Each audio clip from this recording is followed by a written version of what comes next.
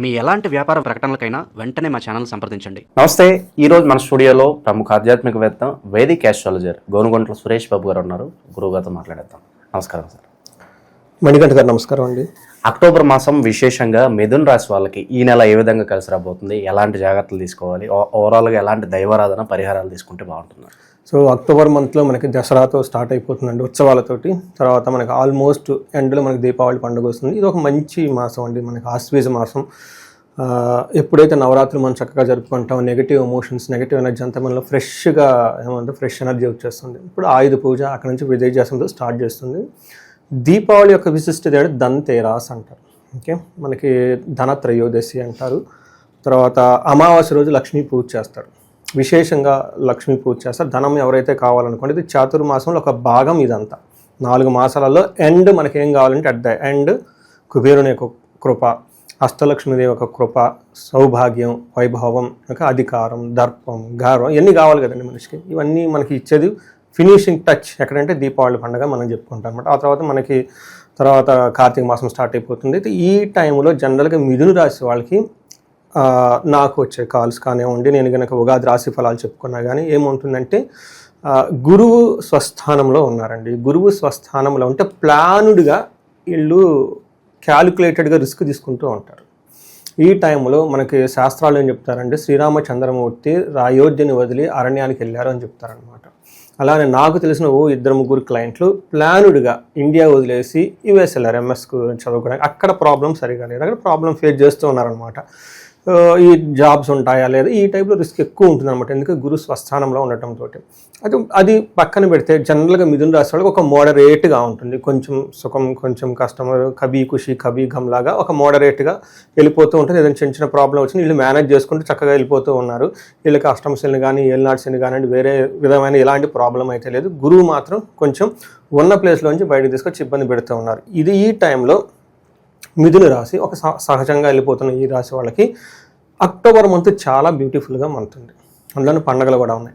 కాకపోతే ఈ రాశి వాళ్ళు స్వయం కృత అపరాధం, వీళ్ళే మిస్టేకులు చేసి అందులో ఇరుక్కొని పోయి తర్వాత పశ్చాత్తాపడే సంఘటనలు వీళ్ళకి చాలా జరుగుతాయి. ఎందుకంటే 5వ స్థానంలో 2 క్రూర గ్రహాలు ఉన్నాయి, ఇంకొక గ్రహం కూడా అందులో వచ్చేసింది. తర్వాత 3 గ్రహాలు అందులో ఉండేసి ఏమవుతుంటే 5వ స్థానంలో ఉంటే మనకి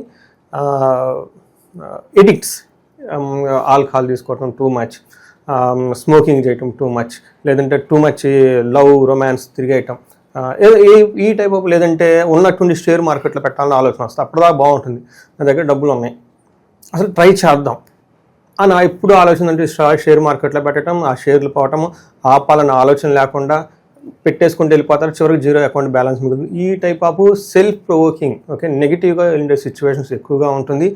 ఈ ఒక్క గుణాన్ని వీళ్ళు పట్టుకోగలిగితే ఈ మంత్లో వీళ్ళంతా మంచి రాసి ఇంకొకటి లేదని మనం చెప్పుకోవాలన్నమాట. మనకి శాస్త్రాల్లో ఏం చెప్పారో మనకి డీటెయిల్గా చూద్దాం. ముందు ఇందులో ఉన్న నక్షత్రాలు చూస్తే మృగశిర 3-4 పాదాలు, ఆరుద్ర 1-2-3-4 పాదాలు, పునర్వసు 1-2-3 పాదాలు అంతా మిథున రాశిలో ఉంటాయి. గ్రహాలు ఎప్పుడెప్పుడు మారుతున్నాయండి, October 3rd, October 9th, October 17th మారుతున్నారు. 3rd వచ్చేటప్పటికి బుధుడు, తర్వాత శుక్రుడు, తర్వాత శని, సూర్యుడు, ఈ 3 గ్రహాలు మారుతూ ఉన్నాయి. తులారాశిలో వీళ్ళకి 3 రాశులు కలిసి ఉంటాయి. అంటే 5వ స్థానంలో ఉన్నారు, 5మ స్థానంలో, జ్ఞానస్థానంలో అని చెప్తారు. ఈ టైంలో పాపగ్రహాలు ఉంటున్నారు. వీళ్ళు ఇంట్యూషన్, జ్ఞానం, హైయర్ ఎనర్జీ సరిగ్గా పనిచేయదు. తద్వారా వీళ్ళకి ఏమవుతుందంటే అండి, షార్ట్ గెయిన్స్ మీద ఎక్కువ మైండ్ పెట్టేసి ఆ లాంగ్ విజన్ కోల్పోయే అవకాశం, స్ట్రాటజికల్ థింకింగ్ అనేది ఉండదన్నమాట. ఆన్ ది స్పాట్లో ఇంట్యూషన్గా డెసిషన్, ఇమోషనల్గా డెసిషన్ తీసుకునే అవకాశం ఎక్కువ ఉంటుంది. జనరల్గా మనకి ఏం చెప్తారంటే ఈ టైంలో మనకి మనోరుజం, లాస్ ఆఫ్ మనీ, డబ్బు కోల్పోతారు. తద్వారా మానసికంగా ఇబ్బంది పడుతూ ఉంటారు. భార్యతోటి, పుత్రులతోటి గొడవలయ్యే అవకాశం ఎక్కువగా ఉంటుంది. ఓవరాల్గా సుఖంగా ఉండాల్సిన అవకాశం ఎక్కువగా ఉంటుంది. కానీ అది కూడాను వీళ్ళ యొక్క ఓవర్ థింకింగ్, అతి చేయటం వల్ల అనమాట, ఓవర్ యాక్టింగ్ అంటారు చూడండి, ఇవి చేయటం వల్ల వీళ్ళు కొంచెం ఇబ్బందులు పడే ఆలోచన ఎక్కువ ఉంటుంది. కాబట్టి కొంచెం లిమిట్స్లో ఉంటే చాలా బాగుంటుంది అనేది మనకు చెప్తారు. మనకి 5వ స్థానంలో సూర్యుడు ఉంటే ఏం చెప్తారంటే, దేహలాస్యం, మనస్తాపం, సుహృద్వేషం, ధనవ్యయం, బుద్ధి చాంచల్యం ఆప్నోతి. ఇది చాలా ఇంపార్టెంట్. బుద్ధి చాంచల్యం, మైండ్ ఒక ఫ్లికిల్ మైండ్, ఇటు అటు ఊగిపోతుంది. ఇది చేద్దాం అనుకుంటారు, అది చేద్దాం అనుకుంటారు, అబ్బాయి లేదంటే ఏదేదో చేయాలని టూ మచ్ థాట్స్ ఎక్కువగా ఉంటాయి. సోమర్తనంగా ఎక్కువ ఉంటారు. భార్యతోటి, స్నేహితులతో ఇబ్బందులు ఉంటాయి. ధనం, బుద్ధి కోల్పోవడం, సంతానానికి ఇక్కట్లు, పిల్లలకు కూడా ఇబ్బందులు వచ్చే అవకాశం ఎక్కువగా ఉంటుంది. బట్ మనీ ఫ్లో అయితే ఉంటుంది. ఎందుకంటే సూర్యుడు 5వ ఇంట్లో 11వ ఇంట్లో చూడటం వల్ల ఏదో ఒక విధంగా ఆ టయానికి ధనం అయితే తీసుకుంటారు. వీళ్ళకి కొంచెం ప్రాబ్లం అదే, వీళ్ళకి మైండ్ సరిగా లేనప్పుడు ధనం వచ్చి ఏం చేస్తున్నా ధనం పోతుంది. వెరీ వైస్ వర్స్ అనమాట. అందుకని కొంచెం పేషెన్సీగా ఉంటే చాలా బాగుంటుంది. అగైన్ కుజుడు వీళ్ళకి 5th హౌస్లో ఉండటంతో ఇది కూడా అంత మంచిది కాదు అని చెప్తారు. దేహజాడ్యం సంతాపం కాలతిక్రమణ భోజనం దురితం కర్మలాభచ్చ భౌమమే పంచాయత స్థుతే. దురితం కర్మలాభచ్చ అంటే ఏదైనా కనుక పని చేస్తే ఆ పనిలో రిజల్ట్ ఉండదు. రెండోది వీళ్ళకి పాప పనులు చేయాలని ఒక ఆలోచన వచ్చేస్తుంది. అంటే వీళ్ళకి పాప పనులు చేయాలి, దుర్బుద్ధి వచ్చేస్తుంది అనమాట వీళ్ళకి. అప్పటిదాకా బాగుంటుంది, ఏదో ఉన్నట్టుండి కోతి పనులాగా వెళ్ళేవాడు వెళ్ళకుండా కొమ్మ పట్టుకొని కాయబిక్కుని వెళ్ళిపోతున్నట్లు వీళ్ళు ఏదో చేయాలనుకుంటారు. అవసరం వాటిలో ఏళ్ళు పెట్టి సిబ్బంది పడే అవకాశం ఎక్కువగా ఉంటుంది. ఇది ప్రతి వాళ్ళకి అప్లై అవుతుందండి. పొలిటీషియన్ దగ్గర నుంచి, బ్యూరోక్రసీ దగ్గర నుంచి, ఈవెన్ డాక్టర్స్ కూడాను అప్పటిదాకా నైస్గా సర్జరీ చేస్తున్న డాక్టర్ ఏదో చేయాలనుకున్నారు, ఈ టైప్ చేసే అవకాశం ఎక్కువగా ఉంటుంది. అతిగా ఖర్చులు కూడా పెట్టేస్తారు, టూ మచ్ చేసేస్తూ ఉంటారు అనమాట. ఇది వీళ్ళు కొంచెం గమనించుకొని జాగ్రత్తగా ఉండాలి. అయితే శుక్రుడు 4వ ఇంట్లో ఉండటంతో వీళ్ళకి లవ్ రొమాన్స్ ఇంటికి సంబంధించిన వ్యవహారాల్లో ఒక కొత్త కోణం ఇళ్లలోంచి బయటకు వచ్చేస్తుంది. కొంచెం జాగ్రత్తగా ఉండాల్సిన టైం ఇది. స్వబుద్ధి బంధు సన్మానం, స్త్రీ సంభాషణ సంభ్రమ, పుత్ర మిత్ర కళాత్రాది విద్యాగోష్ఠు అని చెప్తారు. అంటే పుత్రులతోటి భార్యతోటి వాళ్ళతో సరదాగా మాట్లాడుతూ చక్కగా చేస్తూ ఉంటారు. స్త్రీలతో మాట్లాడటానికి, స్త్రీలతో కలవటానికి ఆసక్తి చూపుతూ ఉంటారు. ఇన్ కేస్ లేడీస్ అయితే జెంట్స్తో కలవటానికి, జెంట్స్తో మాట్లాడటానికి ఎక్కువ ఇంట్రెస్ట్ చూపిస్తూ ఉంటారు. ఇది ఒక బెస్ట్ టైం అనుకోవాలి. Again with in the boundaries everything is good. So ఈ టైంలో వీళ్ళు మనీ గెయిన్ ఉంటుంది. అగైన్ వీళ్ళకి లక్కీగా ఆఫీస్లో కూడా వెళ్తే అప్పర్ హ్యాండ్ ఉంటుంది, ఆఫీస్లో అప్పర్ హ్యాండ్గా ఉంటుంది.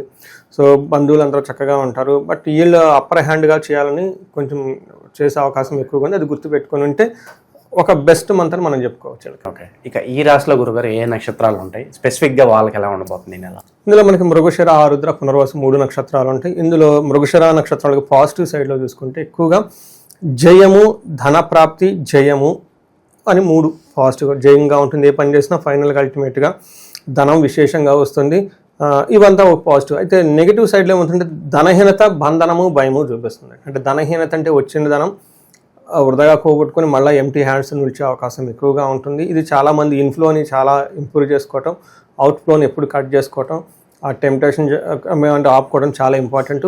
బంధనము, భయము, సో భయపడే సిచ్యువేషన్ కూడా ఉంది. కొంచెం కేర్ఫుల్గా ఉండండి. బంధించబడినట్లు ఉండే సిచ్యువేషన్స్ ఎక్కువగా ఉంటుంది. పర్టికులర్గా ట్రాన్సాక్షన్ చేసేటప్పుడు, బిజినెస్లు చేసేటప్పుడు, లావాదేవీలు నడిపేటప్పుడు, లేదంటే ఏదైనా ఇంపార్టెంట్ డెసిషన్ తీసుకునేటప్పుడు, ఫ్యూచర్ గురించి ఆలోచించినప్పుడు బంధించబడినట్లు ఉండే ఒక సమస్యలాగా కన్ఫ్యూజన్ వస్తుంది.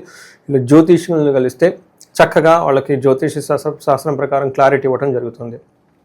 ఆరుద్ర నక్షత్రం వాళ్ళకి జయము, ధనప్రాప్తి, జయము, ధనలాభం కూడా చూపిస్తుంది. విశేష ధనలాభం ఉంది.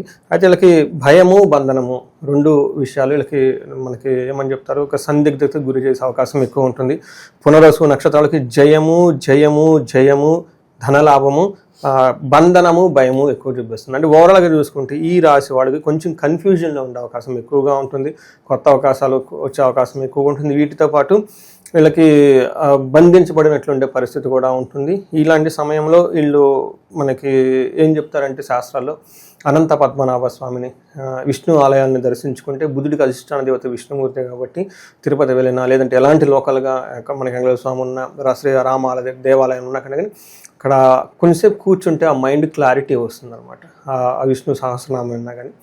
మనకి హైదరాబాద్లో ఎవరైనా కనుక సాఫ్ట్వేర్లు కానీ దగ్గరలో ఉంటే, నేను ఎప్పుడు చాలా వీడియోలో చెప్తూ ఉంటాను, హైదరాబాద్ నుంచి బెంగళూరు వెళ్ళే దారిలో ఒక 35 కిలోమీటర్స్, శంషాబాద్ అంతా దాటి ముందుకి వెళ్ళిపోయిన తర్వాత ఒక 35 కిలోమీటర్స్ దగ్గర పెంజర్లు అని ఉంది, ఒక గ్రామం ఉంది. అక్కడ అనంత పద్మనాభ బాబా స్వామి స్వయంభూగా ఉండి అక్కడికి వెళ్ళి కూర్చుంటే ఒక 10 నిమిషాలు మహాలక్ష్మి సమేత, భూలక్ష్మి సమేత చాలా శుభాయమానంగా దేవాలయం ఉంటుంది. అది అందరూ విజిట్ చేయాలని చెప్పేసి నేను కోరుకుంటూ ఉన్నాను.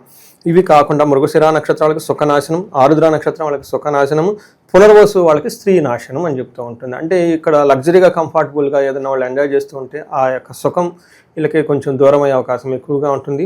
స్త్రీ నాశనం, పునర్వసు నక్షత్రం వాళ్ళు ఎవరైనా ఉంటే వాళ్ళ ఇంట్లో ఫ్యామిలీ మెంబర్స్ కానీ లేదా బయట వాళ్ళు కానీ స్త్రీలు కనుక ఎవరైనా ఉంటే వాళ్ళకి ప్రాబ్లం వచ్చి తద్వారా వీళ్ళకి ప్రాబ్లం వస్తుంది. ఇన్ కేస్ లేడీస్ అయితే కనుక జెంట్స్కి వాళ్ళకి తెలిసిన వాళ్ళతో ఏదైనా ప్రాబ్లం వచ్చేసి తద్వారా వీళ్ళకి ప్రాబ్లం వచ్చే అవకాశం ఎక్కువ ఉంటుంది. సో ఇది మనం బ్రీఫ్గా కనుక చూసుకుంటే ఆ మిథున రాశి వాళ్ళకి ఈ మంత్ ఎలా ఉండబోతుందో మనం చెప్పుకోవచ్చు. సో ఇక గ్రహాల పరిస్థితి చూసినట్లయితే పరిహారాల పరంగా ఎలాంటి పరిహారాలు ప్రజెంట్ బాగుంటాయి అంటారు? వీళ్ళకి ఒక్క గురువు సరిగా లేరండి. గురువుకి సంబంధించిన సంపూర్ణ మనకి జపశాంతులు, దానాలు, హోమాలు ఇవి కనుక చేసుకుంటూ ఉంటే చాలా వరకు ముందుకు వెళ్ళిపోతూ ఉంటారు. రెండోది ఇండివిజువల్గా జాతకం చూసుకున్నప్పుడు వాళ్ళు ఏ దశ అయితే నడుస్తూ ఉందో అది అనుకూలంగా ఉందా, ప్రతికూలంగా ఉందా అది చెక్ చేసుకొని ఇన్ కేస్ అది కూడా సరిగా లేకపోతే వాటికి సంబంధించిన గ్రహాలకి జపాదులు, హోమాలు, దానాలు, తర్పణాలు చేస్తే బాగుంటూ ఉంటుంది. వీళ్ళకి ఇంకొక బెస్ట్ రెమెడీ ఏమంటే మనం విష్ణు ఆలయాలు దర్శించుకోవడం చాలా చాలా ఉత్తమం. బుధుడు వీళ్ళకి మంచి సహకరిస్తారు కనుక సందిగ్ధత అనేది పోతుంది.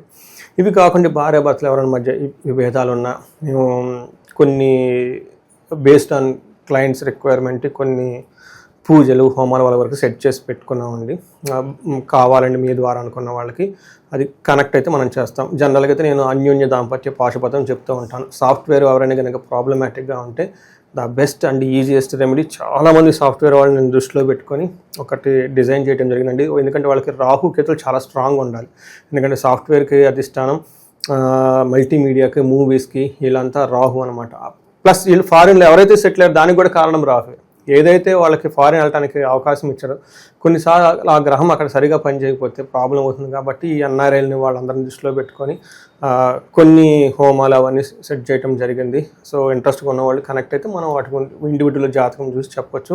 బట్ ఓవరాల్గా ఇవి కనుక చేసుకుంటే మనకి దీపావళి పండుగ వస్తుంది కాబట్టి కుబేరు పాశుపత అభిషేకం ప్రతి ఒక్కళ్ళు చేయించుకోండి. మీకు లోకల్గా గుళ్ళు ఉంటాయి, చక్కగా వెళ్ళిపోండి శివాలయాలకి. అక్కడ బ్రాహ్మణోత్తములు ఉంటారు, నమస్కారం చేసి ఏమండి మాకు ధన ప్రవాహం లేదు, కుబేరు పాశుపతం చేయించుకోమంటున్నారండి, ఒకసారి మా ఇంటికి వచ్చి చేసి పెట్టండి అంటే వాళ్ళు చక్కగా ఇంట్లో వచ్చి చేస్తారు. ధన ప్రవాహం మీ ఇంట్లో ఉంటుంది. ఈ వీడియో చూస్తున్న ప్రతి ఒక్కళ్ళకి ఎలాంటి ధన ప్రవాహం ఉండకూడదు, అందుకని ధన త్రయోదశిని చక్కగా జరుపుకోవాలని చెప్పేసి మనం కోరుకున్నామండి. ఓకే, ఓవరాల్గా మిథున రాశి వారి పరిస్థితి అక్టోబర్ మాసం ఎలా ఉండబోతుందో చాలా బాగా వివరించారు. ధన్యవాదాలు.